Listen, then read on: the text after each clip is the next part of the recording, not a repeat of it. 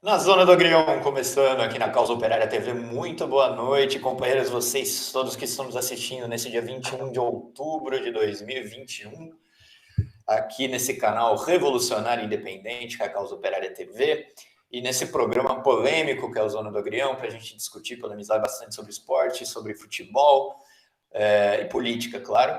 Antes da gente começar o nosso programa, aqueles recados iniciais para você se inscrever no nosso canal, verifica aí se você está inscrito na Causa Operária TV, se inscreve também no nosso canal do Zona do Agrião, aí no YouTube, que é o nosso canal especial.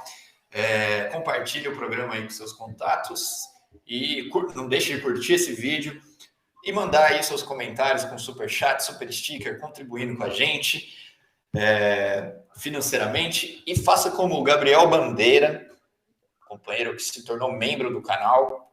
Muito bem-vindo, muito obrigado. A companheira Virgínia Aurora, que também se tornou membro do canal. Muito bem-vinda, companheira. Faça como ele, se torne membro assinante da Causa Operária TV e nos ajude aí mensalmente com um valor que é importantíssimo para o fortalecimento do nosso canal. Bom, estamos começando esse Zona do Agrião. Hoje, Juliano Lopes não estará presente conosco, mas estamos aqui com o companheiro Edson Dorta. Boa noite, Edson. Boa noite, Henrique Arias, comercialino, e o nosso companheiro Lucas, o corintiano. Vamos aí às notícias e boa noite também aos ouvintes, internautas que acompanham, guerreiros de sempre, né, Henrique? Zona do Agrião. Começar pelo Arthur Freitas, que está aí dando sua boa noite, sempre começando aí o chat, né? Sempre dando o pontapé inicial no chat. Boa noite, Luca. E vamos começar o nosso programa de hoje com um tema que, se a gente tivesse tido programa no domingo passado, a gente não teve, né? Mas a gente falaria com certeza sobre esse tema. Então, já quero começar por ele, que é o esmagamento da seleção uruguaia pela seleção brasileira. Depois de toda aquela papagaiada, né? Eles esperaram o Brasil empatar com a Colômbia fora de casa, depois de o Brasil ter batido o recorde de vitórias seguidas, de estar com 100% de aproveitamento, com a vaga praticamente garantida para a Copa do Mundo, de estar em primeiro lugar disparado na competição, do Tite ter perdido, eu não lembro agora de cabeça, mas 6 jogos em todo o tempo que ele está na seleção brasileira, esperaram o primeiro 0-0 para falar que a seleção brasileira nunca vai ser campeã do mundo, que tem não sei quantas seleções, quantos times, sei lá o que podem ser considerados melhor que a seleção brasileira, que a seleção brasileira não diverte ninguém, que o Neymar não se diverte, nem a seleção brasileira diverte ninguém, que é melhor que o Neymar nem vá mesmo para Catar, e por aí vai. Mas aí, né, passou, como a realidade é dura, né, como a realidade é dura, passou a próxima rodada e o Brasil esmagou o Uruguai.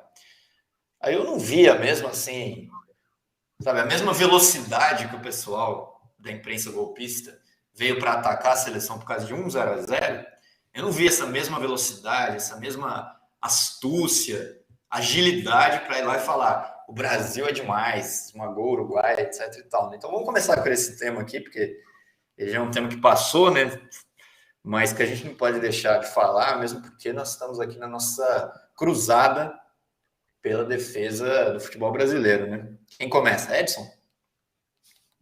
Exatamente, Henrique. Boa introdução aí sua em relação a toda essa campanha que se fazem contra a seleção brasileira e que envolve vários torcedores brasileiros inconscientemente, né? Tem amigo meu que chega para mim e fala assim: não consigo mais nem assistir a seleção, aquele jogo horrível. Aí eu pergunto para ele assim: mas que time você torce? Santos. Falei, mas você consegue assistir o Santos? E não consegue assistir a seleção brasileira? O Santos está caindo para a segunda divisão, um time horrível, e você assiste o Santos. Aí você fala que não assiste a seleção porque a seleção é horrível. Que a pessoa nem tem consciência de que isso é uma campanha internacional contra o futebol brasileiro, contra, inclusive, a nossa vontade de assistir a nossa seleção. E pior, né? Não é ruim a seleção, porque não vamos falar aqui o exemplo do Santos, né? Você falou muito bem. O Santos está lá, tentando se safar da zona do rebaixamento. E o cara assiste o Santos.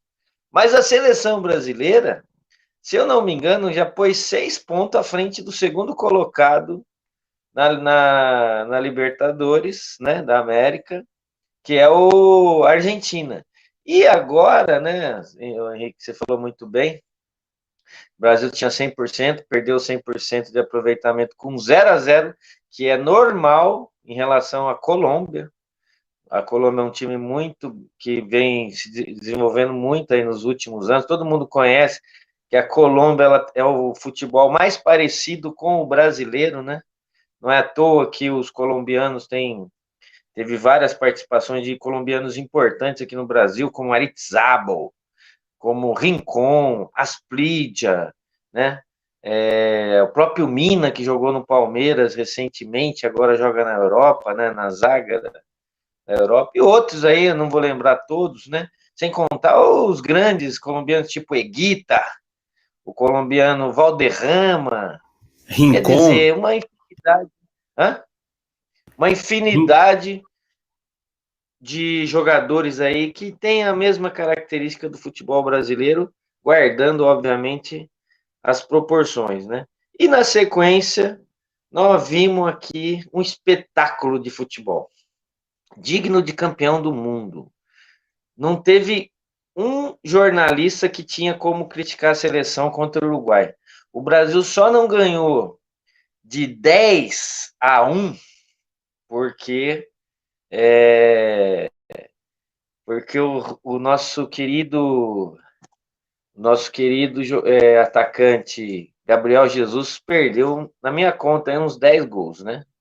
Então, e teve também a grande atuação do goleiro colombiano, que foi o melhor em campo, né? O goleiro uruguaio, né? Foi o melhor em campo. Nada, esse goleiro uruguaio fez umas 10 defesas difíceis. Neymar estava espetacular. Apareceu aí um menino novo, Rafinha, que promete, né? E é como você disse, ganhamos de 4-1, mas ficou barato para o Uruguai. Futebol, assim, se dava. Sabe quando você assiste futebol, você fala assim, pelo amor de Deus, esse futebol não deve acabar, sabe? O, o relógio tá lá 30 minutos do segundo tempo, você fala assim, podia ter mais uns 40 minutos de futebol. Só passeio. Depois entra a molecadinha nova que tá pedindo passagem, tipo o Antony, né? Já dá um lençol no Uruguai, depois entra outro, e aí vai. E aí eu queria dizer também que é o que você falou, né? O mais interessante, e a gente tem que ficar batendo, martelando nessa questão, o mais interessante é que depois, no dia seguinte, cara, a imprensa fez só aquela mençãozinha que o Brasil teria ganhado do Uruguai, né? Sim, o Uruguai 2 vezes campeão mundial, né? Vamos dizer aí, as grandes forças de futebol na América Latina, Brasil, Uruguai e Argentina. E a menção foi aquela menção fria, sem muita motivação. Parece que eles nem gostaram da vitória do Brasil sobre o Uruguai, um verdadeiro passeio. É isso que eu tenho a dizer. Luca, seus comentários aí. Sim. Bom, acho que nessa linha também do que o Edson comentou, porque assim, diante de todas as manchetes anteriores, né, em relação ao Brasil, acho que o mínimo que a gente esperaria da imprensa nacional seria sei lá, agora vai, né? Agora desencantou, né? Aquela manchete ali para falar assim, agora sim, né? Vamos lá, agora a gente está, né? Vamos seguir por esse caminho. E assim, uma coisa que eu acompanhei desde a Copa América foi uma campanha, assim, vários jornalistas desses órgãos aí da imprensa burguesa colocando assim que o Brasil não tem rival na América do Sul, né? Que assim, que é como se fosse só Brasil e Argentina, o resto é tudo fraco, né? O que é uma farsa, né? principalmente se você compara com os adversários das grandes seleções da Europa, né? Eu tava vendo aí uns jogos aí que o pessoal super celebrando aí, era seleção de Luxemburgo, seleção de Granada, uns países assim que são tipo cidade assim, que é um país dentro daquela bagunça lá da Europa, seleções super fracas assim, e aí os caras, nossa, olha, Robozão meteu hat-trick, o Lewandowski fez gol ali na Irlanda do Norte, né? Umas coisas assim, super desproporcional. E você olha quem tá aqui nas eliminatórias, assim, acho que assim, o time mais fraco a gente seria a Venezuela, né? E a Venezuela já não é aquela Venezuela que eu conheci nos anos 90, né? Já tem um time já que sabe tocar bola, sabe jogar.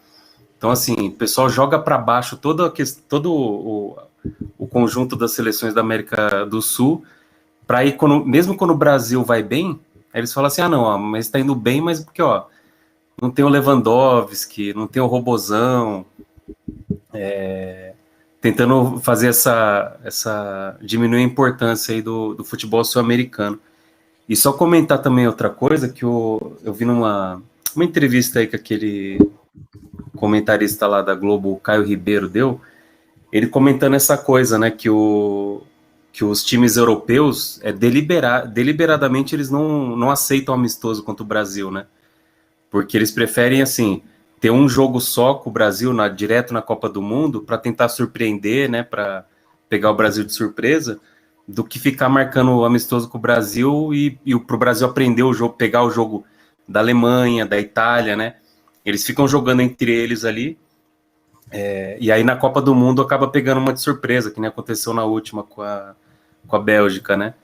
E aí eu achei interessante isso aí, porque é deliberado, né? Eles não querem jogar com o Brasil. O Tite, se eu não me engano, recentemente ele até cobrou isso aí, que ele queria... ele estava chamando os europeus para jogar, falou, ó, vamos marcar amistoso aí, vamos jogar com a gente. Só que os caras não querem. E aí a imprensa faz, em vez de destacar isso aí, né, que os caras que estão saindo fora da briga, tenta jogar os adversários do Brasil para baixo, para de tabela rebaixar a importância aí dessa trajetória do Brasil nas eliminatórias, né? Mas é isso, mas foi um show de bola, foi muito bom de ver mesmo. Bom, pessoal, vamos continuar aqui, que é o seguinte, ó. Eu queria aproveitar, foi falado aqui dos jogadores brasileiros, né? Só para dar uma notícia aqui que não é exatamente sobre a seleção, mas eu acho engraçado que não sei se vocês viram, né? Que o Antony tá comendo a bola lá no Ajax, né? Isso daí já faz tempo já. O Antony, puta jogador, né? O Edson falou, ele entrou aí no jogo contra o Uruguai também e jogou muito bem. E aí o clube fez uma postagem, uma postagem meio que assim, homenageando, né? Porque o time ganhou de 4-0, né? E no último jogo contra o Borussia Dortmund, e aí fez um tweet com uma espécie de um meme, né? Se a produção tiver aí o meme, é o seguinte, é algo como assim, né? O que a gente vê quando o Antony está jogando. Aí tem lá o que nós vemos. Aí tem lá o estádio um estádio europeu lá com os torcedores, blá, não sei o que e tal. O que o Antony vê? Aí é um desses campinhos, quadras, né, típico das favelas brasileiras, né? Que assim eu até achei assim, para quem está de fora é normal, né? A pessoa identifica, né, a simplicidade brasileira com isso daí, né? Mas eu achei até uma homenagem, falando assim, não, pro Antony ele joga como se ele fosse, né, uma criança e tal. O cara tá comendo a bola, né? O cara é um craque de bola, aprendeu o jogo. Eu entendi assim, não sei se vocês acham a mesma coisa. Mas aí os identitários foram falar que era meio xenofóbico o post, primeiro porque mostra uma favela do Rio de Janeiro e o Antony é de São Paulo. Ele foi revelado no São Paulo, etc e tal. E o São Paulo tem o CT de Cotia, que é super estruturado, blá. Mas eu, sinceramente, em geral aqui, eu sou o primeiro a xingar esses gringos folgados aí que ficam enchendo o nosso saco. Mas nesse caso aqui eu achei que não tinha nada demais, né? Mas parece que um pouco o pessoal tá vivendo demais no apartamento aí, viu? Porque é muito estranho você colocar, não é assim. Mas no Brasil o pessoal aprende a jogar bola nas quadras mesmo das favelas, da periferia. Tá aí o meme, né? Eu achei isso daí, eu não achei nada demais, né? Parece que o pessoal tem que sair um pouco dos apartamentos, falar assim, não, aqui no Brasil nós aprendemos a jogar bola no CT, com grande estrutura, tudo bem, né? Até aí, beleza, né? O Brasil, de fato, tem muita estrutura nesse sentido, mas também, ao mesmo tempo, eu não vi nenhum problema aqui. Mas só para registrar, né? Isso daqui, principalmente, eu acho que mais do que registrar a polêmica, registrar também que o Antony está jogando muita bola, né? O que vocês acharam dessa polêmica? Mas, ó, Henrique, eu acho assim que também tem muito desconhecimento desses esquerdistas e identitários, e até de quem faz essas críticas, porque por mais que o Antony ele tenha treinado no CT de Cotia, de alto padrão do São Paulo, o Antony é de Osasco. Uhum. Quem conhece Osasco sabe como que é Osasco. Osasco não é essa beleza, não, é muito parecido, inclusive, com o Rio de Janeiro. Tem uns morros ali em Osasco.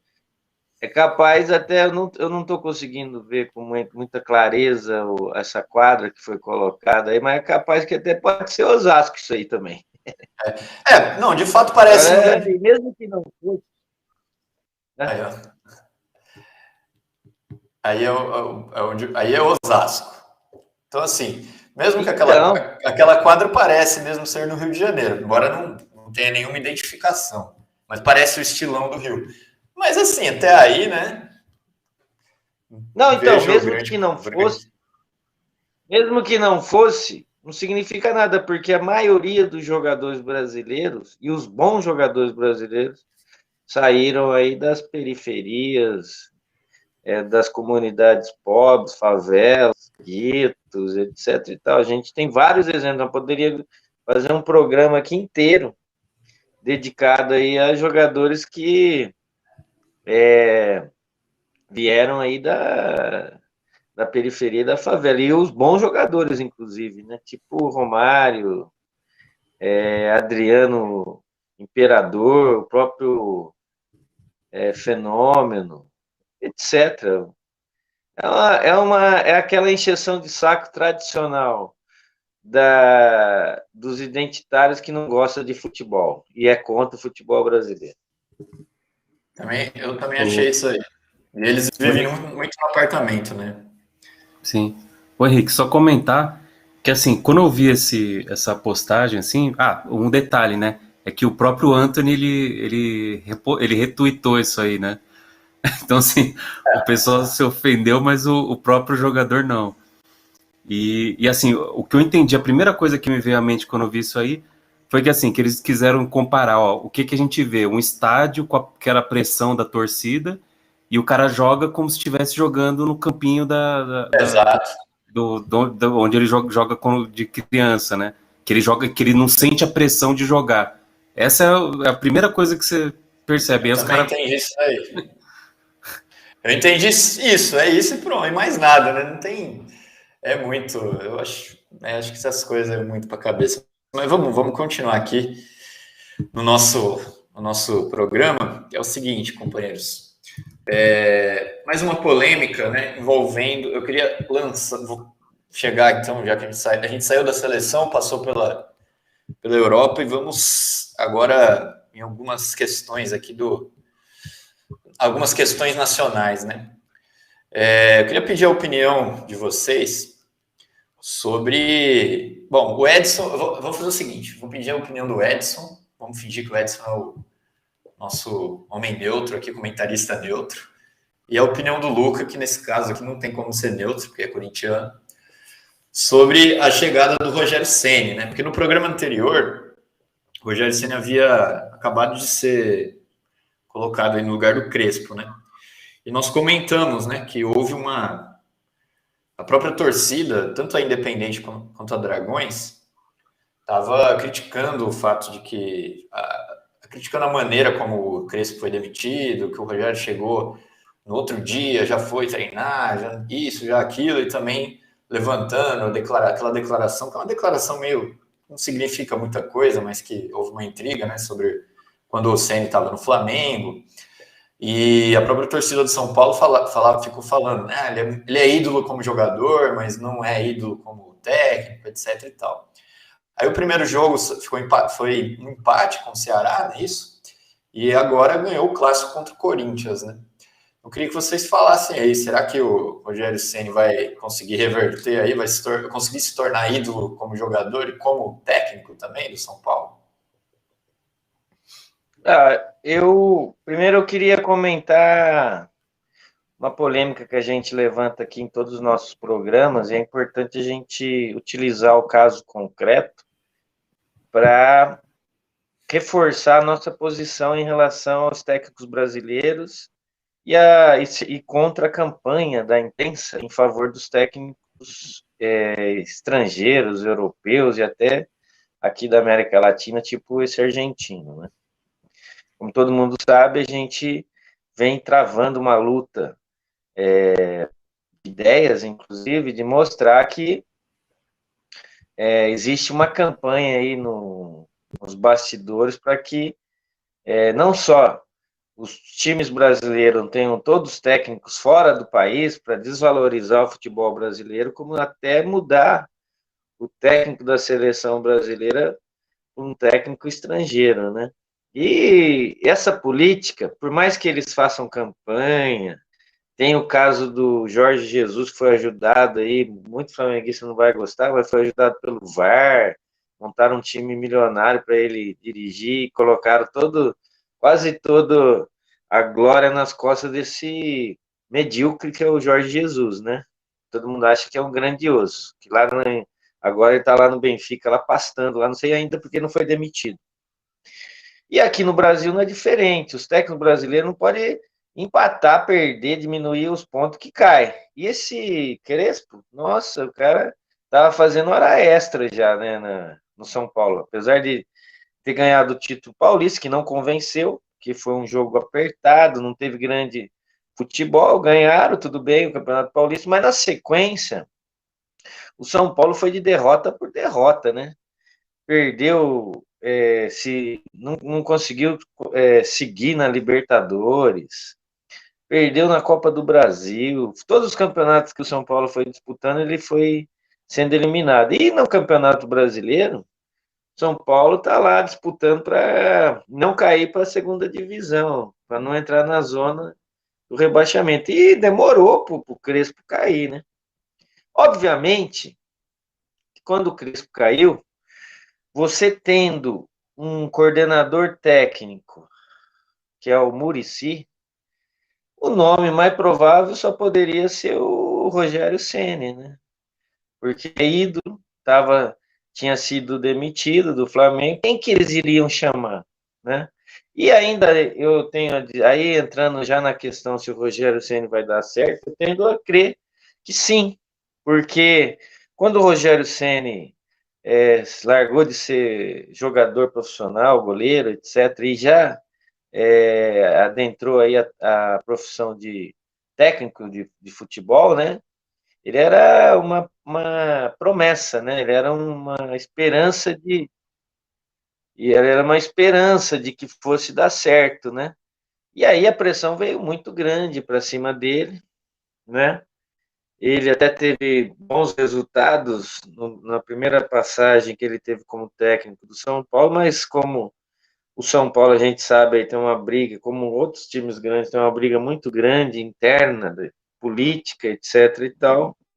Ele não conseguiu se manter e acabou indo para o Fortaleza. No Fortaleza, ele fez o nome dele, ganhou o Campeonato Nordeste, ganhou o Campeonato.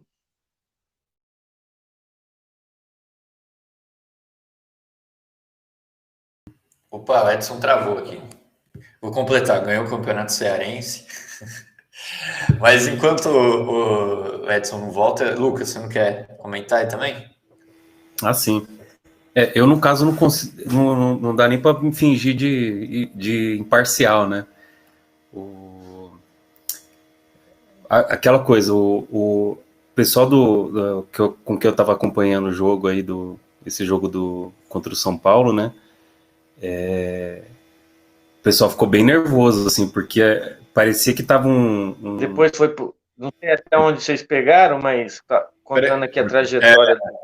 A gente... Não, na verdade é o seguinte, você tinha caído e você estava falando que ele ganhou o Campeonato do Nordeste, o Campeonato Cearense. Só que daí quando você caiu, eu pedi para o Luca também completar. Mas, bom, quer agora... que eu continue? Termina agora... Oh, não, continua agora. Eu acho que tem que dar certo. Eu acho que tem que dar certo, tende a dar certo o Rogério Ceni, porque agora ele volta com uma bagagem. E, ao mesmo tempo, o São Paulo está reestruturado. Tem o coordenador técnico, que é o Muricy Ramalho, que conhece bem o Rogério Ceni, e a pressão vai ser menor para cima dele do que foi na primeira passagem dele como técnico. Então, eu acredito que tenha que dar certo. Essa intriga que foi feita em relação a ele, dele ter falado que o Flamengo é um time especial, a torcida e tudo mais, e que a imprensa está fazendo a intriga dele com a torcida do São Paulo, nada mais é do que continuidade dessa campanha contra os técnicos brasileiros em favor dos estrangeiros. A imprensa golpista quer que, na verdade, o Brasil se pulverize aí de técnicos estrangeiros e, enquanto isso, eles vão derrubando, fazendo intriga contra os técnicos brasileiros para fazer parte dessa campanha de ataque ao futebol brasileiro, a derrubada do Tite da seleção brasileira e emplacar aí, que é o sonho da imprensa nacional, que é pagar pau do futebol europeu, um técnico estrangeiro, como é no futebol feminino, que a gente viu que não deu certo, né? Ninguém falou nada da desclassificação da seleção feminina sob o comando da técnica estrangeira. Mas quando o Vadão era técnico da seleção brasileira feminina, bastou ele perder lá, inclusive nas finais, para pedir o pescoço do Vadão. É isso. Exatamente.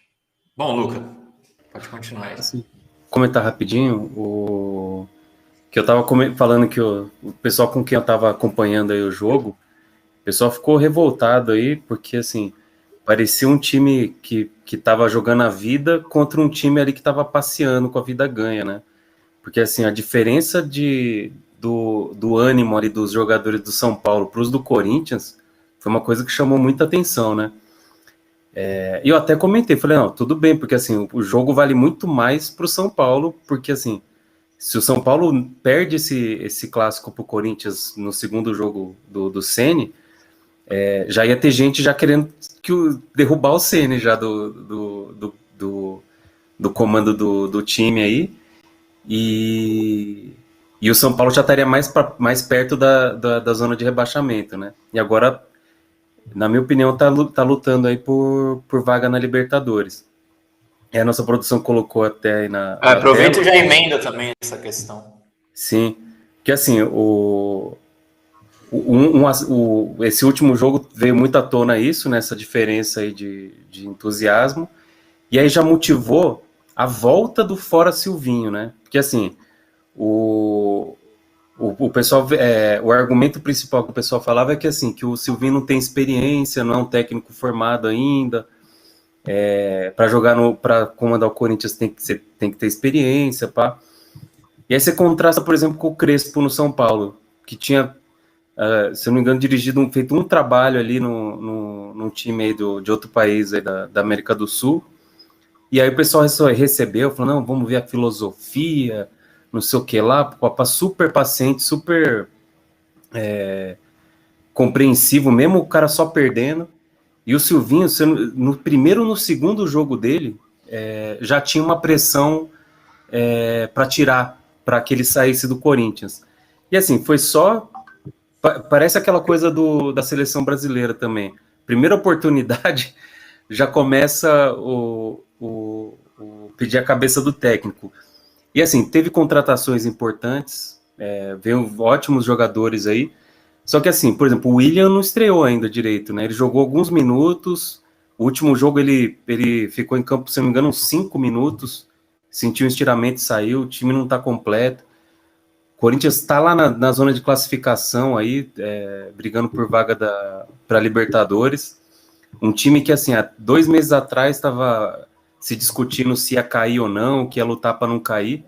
E agora a gente está lutando lá em cima da tabela. Não sei se é pretensão minha falar, mas eu acho que, assim, o pessoal das torcidas acaba muito influenciado, né? Fica escutando demais aí o que o pessoal fala nesses comentaristas, narradores aí, e entra na pilha, né? Tem colegas corintianos aí também que é fora Silvinho. Eu falo, então, e coloca quem? Não, tá, então fora ele no final do ano. Porra, vamos torcer aí, vamos cobrar, mas assim, exigir uma troca para mim parece uma coisa muito, muito impensada, assim, e mostra a diferença, né? Porque assim, o Crespo, com tudo que fez, não teve fora Crespo da torcida, e o Silvinho já começou com essa pressão.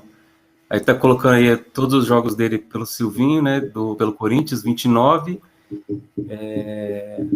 Os 2 primeiros que ele jogou na Copa do Brasil perdeu pro Atlético Goianiense, né, tava chegando. E até agora foram 10 vitórias, 11 empates e 8 derrotas, né. Enfim, razoável, um time que está com peças novas, aí tendo que se entrosar no meio do campeonato. Eu achei, pelo que eu tenho discutido com o pessoal, eu acho muito desproporcional, assim. E teve a Gaviões da Fiel, que é a maior torcida, já lançou uma nota oficial aí, cobrando a demissão dele. Mas eu tava vendo agora também que o presidente disse que banca ele, mesmo com... Porque aí colocaram assim também na imprensa, ó, o próximo jogo do Corinthians contra o Internacional é de vida ou morte pro Silvinho. É tudo jogo de vida ou morte pro técnico brasileiro, né? Aí a comparação do Crespo aí, 25 jogos, 6 vitórias, 12 empates, 7 derrotas. 20 gols marcados, 25 sofridos, 40% de aproveitamento. Esse cara aí não teve fora Crespo. E o Silvinho chegou já com fora Silvinho. Primeira oportunidade aí, já apareceu, já voltou aí essa campanha. Eu acho muito desproporcional isso, negativo pro time, né? Para quem tá torcendo pro time mesmo. Mas enfim, é polêmico. Bom, a gente está com pouco tempo, a gente ainda tem o nosso tema central. Eu vou pedir para a gente já ir tocando para frente. Só um registro aqui de notícia: o São Paulo foi campeão paulista de basquete, ganhando Franca, né? No dia de ontem, por 68-64. Foi pela primeira vez aí, depois de que o time de basquete de São Paulo foi retomado, foi campeão. Eu queria que a produção passasse... Aproveitar um minutinho, só para aproveitar. Então, muita gente não deve saber, mas Franca é capital do basquete no Brasil. Exatamente. Eu ia falar isso aí, mas bem lembrado. Capital do basquete no Brasil. O pessoal não sabe dessas coisas, né? Franca já chegou a ter 2 times de basquete profissionais. Coisa que de lá saiu numa cidade interior é muito complicado. Varejão, Chuí, Varejão, Hélio Rubens, vários jogadores importantes aí do basquete nacional. Exatamente. Bom, eu queria que a produção passasse um vídeo bem legal do jogo de ontem entre Atlético Paranaense e Flamengo, porque não é só o jogador brasileiro que é, digamos assim, criativo, né? Tem poderes de dar olé, de driblar a marcação, etc. E tal. O torcedor brasileiro também é bastante liso. Bota aí, produção. Um minutinho.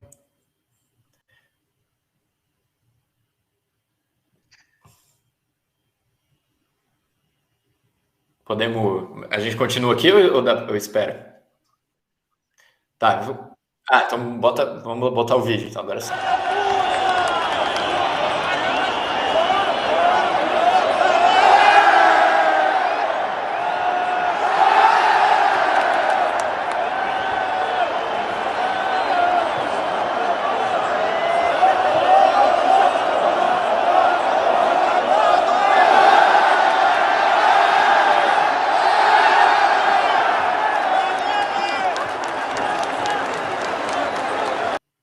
Bom, vocês viram aí que você viu aquele jogo de corpo, o cara fez que foi, não foi, o cara caiu do outro lado e só conseguiram pegar ele usando falta, né, dando rasteira.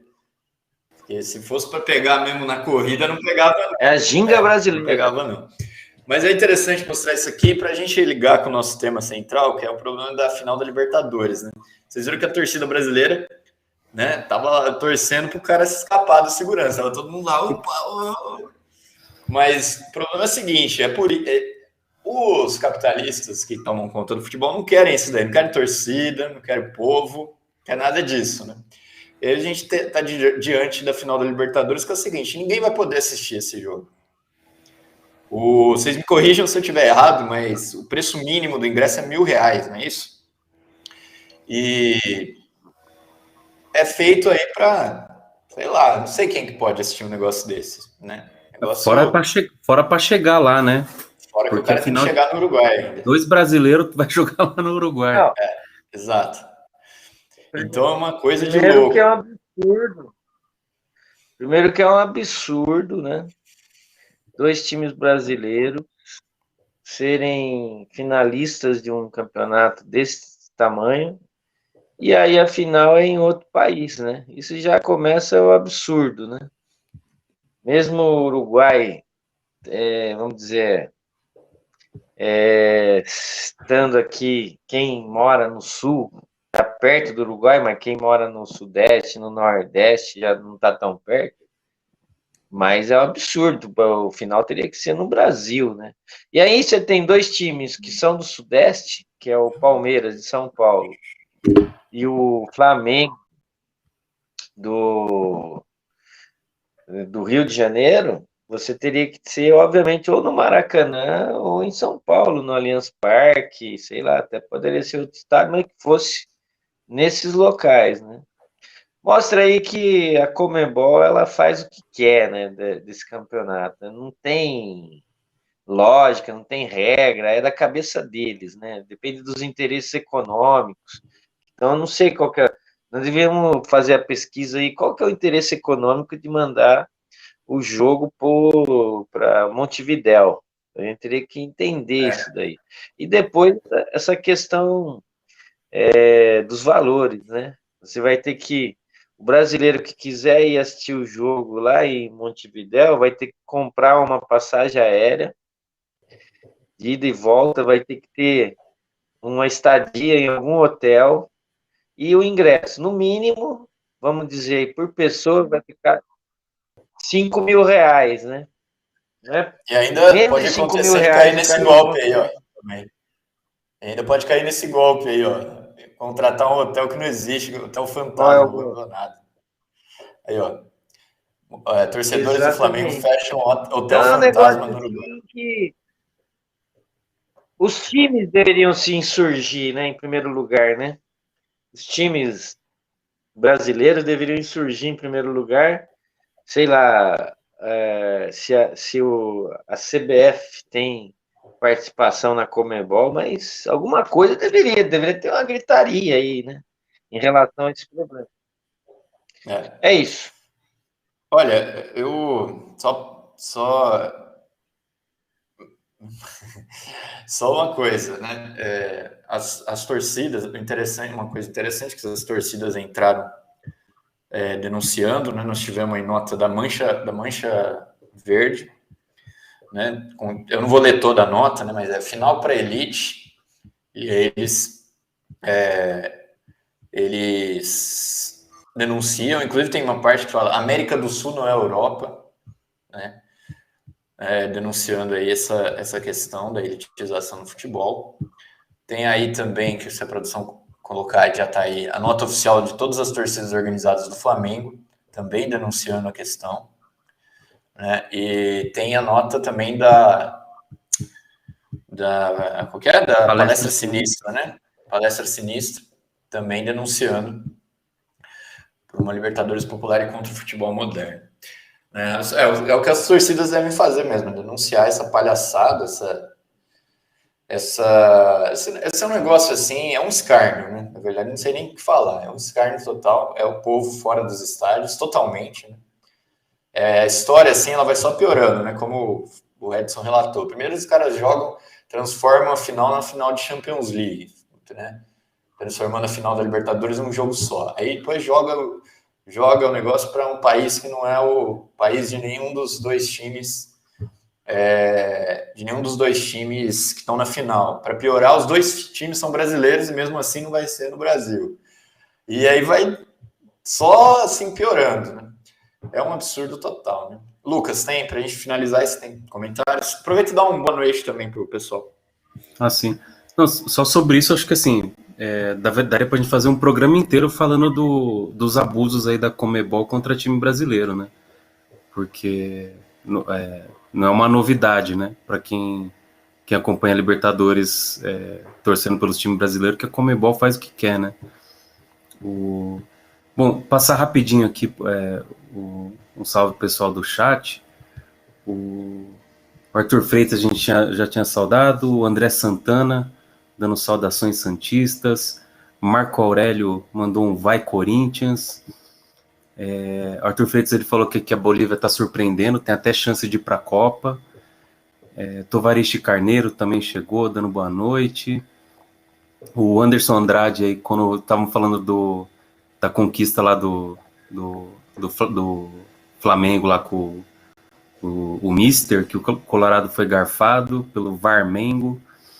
O Arthur Freitas lembrou também que o Ceni ganhou a Série B pelo Fortaleza, né? Para um time do tamanho do Fortaleza é uma coisa muito importante, né? E que o Crespo ele tinha comandado aquele Defensa e Justiça, tinha ganhado a Sul-Americana e a imprensa fez uma baita campanha aqui favorável ao Crespo, né? Que isso mais a blindagem que ele teve, isso garantiu aí uma vida tranquila para ele, mesmo perdendo tudo com São Paulo, né? E acho que o Miguel Palma chegou também. Isso aí, pessoal. Bom, a gente vai ter que terminar, nosso horário estourou aqui. Agradecer a todo mundo que está nos assistindo. Vai começar agora o Tição, programa de preto. Tema quente hoje, hein? Depois o coletivo de negros do PCO foi atacado na Folha de São Paulo. Então hoje o Tição tá assim, o dia perfeito para assistir o Tição, com muita polêmica, hein? E se você não viu por que o coletivo João Cândido foi atacado na Folha de São Paulo, assista agora o Tição. Boa noite, Edson. Boa noite, Luca. Boa noite. Boa noite. Só comentar que a Lusa passou para as quartas de finais da Copa Paulista, hein? Desde que a gente comentou isso aí, eu estou acompanhando um pouquinho a Lusa. Estamos na torcida aí para reabilitação. Infelizmente, o comercial não passou para as finais. É triste. mas é isso. Bom, vamos lá, companheiros. Boa noite para vocês. A gente se vê, então, domingo, com mais esportes aqui na Causa Operária TV. Fiquem ligados, se inscrevam, contribuam com a gente, compartilhem. É isso daí. Muito boa noite para vocês. Zona do Agrião volta no próximo domingo às 18 horas. Até mais.